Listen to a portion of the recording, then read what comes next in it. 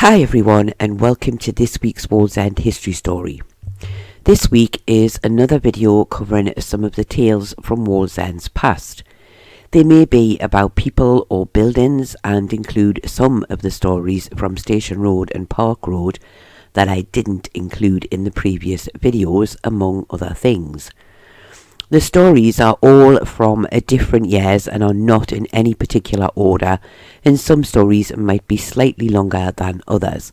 I do hope that you will enjoy it and find it interesting. In 1909, Mr. Ralph Holland was fined £20 and Mr. Walter Holland was fined £10 after being accused of using their butcher's shop at 110 Station Road as a gambling house.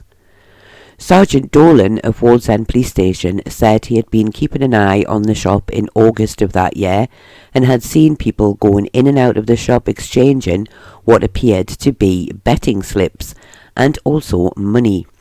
He said people were acting in a shifty manner, with one man going in and out several times and always checking the street to see who was looking before coming out.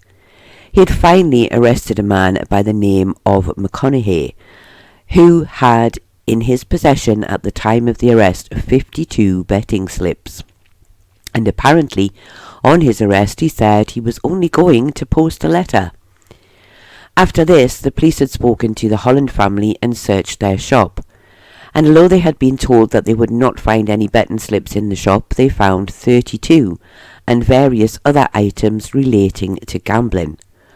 All of this and the evidence of Mr. McConaughey passing slips back and forward resulted in the fines mentioned at the start of this little segment. I doubt that they ever tried anything like that again, but it did make me wonder if it just ended up moving to another shop in the area, as no doubt the bookies had no plans to lose any money from the gamblers of Wallsend. And this kind of thing was actually very common at the time, with only the so-called unlucky ones being caught. In 1905, a man by the name of Hall, who lived in Station Road, was caught on the tram without a ticket. It seems that when the inspector asked him for his ticket, he said that he had already paid and was not going to pay again. However, he could not produce a ticket for his journey. So a policeman was called to the tram, and on his arrival the man gave the same information. This was not good enough though, and after a lot of difficulty the policeman was finally able to get the man's address and he was sent to court. Clearly it would have been easier to have just paid his fare again, as he ended up being fined 10 shillings and 5 shillings costs, and we can be pretty certain that his tram fare would have been a lot less than that. It isn't the first story I have seen like this, so it seems that dodging your fare is not a new thing. It's been going on for years. And I have to admit that I can remember travelling back and forward to work on the metro years ago when I had a bus pass, only to find out when I changed coats that I had never actually had the pass with me, so it's a good job I never got stopped. You may recall the story of the Zeppelin air raid in Wallsend in 1915, and the following are two eyewitness accounts from the night in question. The first is a letter that was sent by the Reverend J. Bottomley to his father, and in the letter he states, "Fortunately we are all safe and sound, though we were badly scared at the time. Nobody is damaged much, and there is very little property any the worse. The Zepp, as he called it, came over our house about 8:30 p.m. I heard the engine, then I saw a flash and heard a row like a rocket. It was a bomb dropping, and I turned and ran. It dropped about 50 yards from me in the middle of the street, and it blazed fiercely for 20 minutes. Another fell through a house roof a few yards away and scared an old lady who was nursing a baby, and the baby's hair was singed.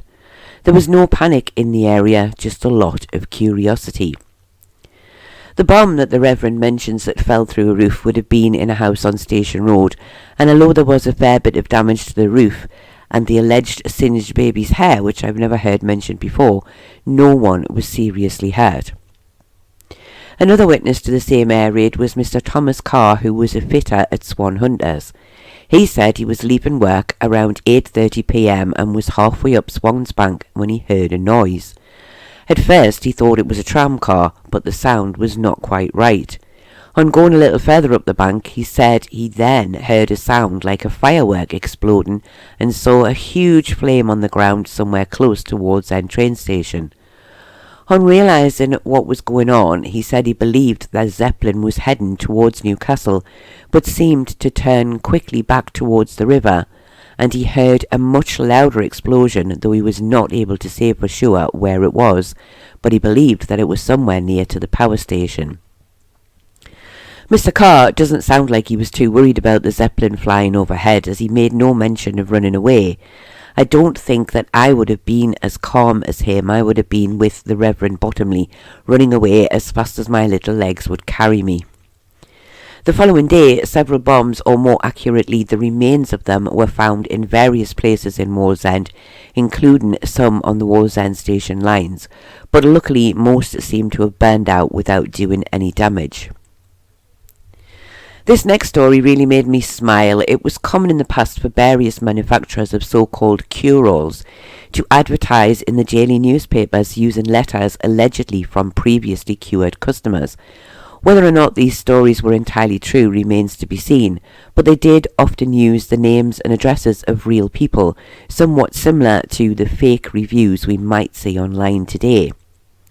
And in 1905, one such letter appeared for Douin's backache pills. I'm not sure if that's how you pronounce it, but hopefully it is. It was a letter sent to the paper from a lady by the name of Robson, who apparently lived in Denham Terrace in Wallsend. She stated that although it was now over a year since she had taken the backache and kidney pills, she was still completely cured, having been ill for over 7 years, and the doctors had not been able to cure her. But after taking Douin's pills for a week or two, she had felt 10 years younger and was completely cured. She wanted to write to the papers in gratitude and to let others know how great these pills were. I have to wonder that if she was a real person, had she been paid to write this letter? And if she hadn't and the pills really were this amazing, then I wonder where they are today, as I could do with taking a couple myself. In 1931, a lady by the name of Gladys, I won't give her full name, made it into the papers as she was planning to travel around 3,000 miles to Egypt to marry her fiancé, Mr. Rhodes, who she had not seen for almost a year. Mr. Rhodes, originally from Hull, worked in Egypt. She would be sailing from Southampton on the Jervis Bay, and her wedding would take place almost immediately on her arrival at Port Said. And although I do know that Gladys was born in around 1907 and that her parents were John and Margaret, and at one point in time she did live in Park Road, I was unable to find out if she made it to Egypt and if her wedding went ahead, or if she ever returned to the UK. And I know that I haven't given full names, but it would be great if any relatives were listening and recognised this story, if they could tell me what happened to her. Incidentally, the Jervis Bay was requisitioned by the Royal Navy in August of 1939 and was sunk on November the 5th, 1940, with a loss of 180 lives. In 1913, another awful disaster occurred at Wallsend Colliery. However, this one was for once a disaster with a happy ending. Over the years, there would be many dreadful disasters at Wallsend, resulting in the tragic loss of life of hundreds of men and boys. So to find one where those trapped were rescued truly is nice to hear. On Monday, July the 28th, 1913, 3 men by the names of Mark Scott, who was a hewer living in Grey Street, Charles Appleby of Winifred Gardens, and Thomas Johnson of Warwick Road were working at the Bentham scene in J-Pit when a huge fall of rock trapped them underground, unable to go forward and unable to go back. Although it was known they were trapped, the men still made attempts to make themselves heard to those on the other side of the fall by banging on the rocks that had blocked their way out, and they were glad to hear the sound of someone knocking back. Somewhat similar to John Buddle, who had always been one of the first to attempt a rescue after the many disasters when he was colliery viewer. In 1913, the colliery agent, manager and under-manager were the main men leading this rescue, and they were Mr. Nelson, Mr. Wilson and Mr. Barraclough. They worked tirelessly during the night and into the next morning, using the mechanical coal-cutting machines and drills, and they were able to open a pathway along the side of the rockfall. The three men mentioned were joined by Mr. Schumann, Mr. Watson, Mr. Drysdale and Mr. Cartwright, all of whom played major roles in running the colliery, and of course they were also joined by many other men who the article did not name, who had volunteered to help, as the pathway also had to be made secure before it could be used, so a lot of work was involved. Eventually a hole was made where the rescue party were able to speak to the trapped men, and at that point in time they all said they were fine and did not require any food.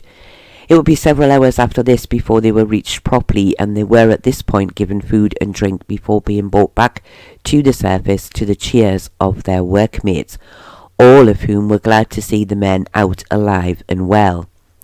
It was said that they were none the worse for their ordeal, and each man was able to walk to their homes without any assistance.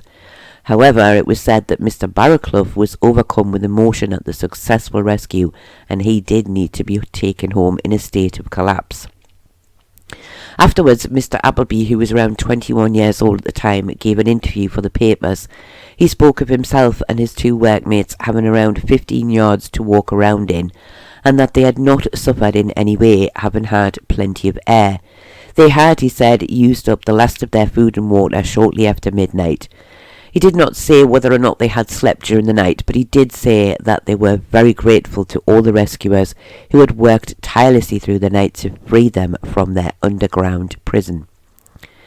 Although the story does not say, I do have to admit to wondering just how quickly they were back at work, but I can imagine that it would have been in time for their next shift.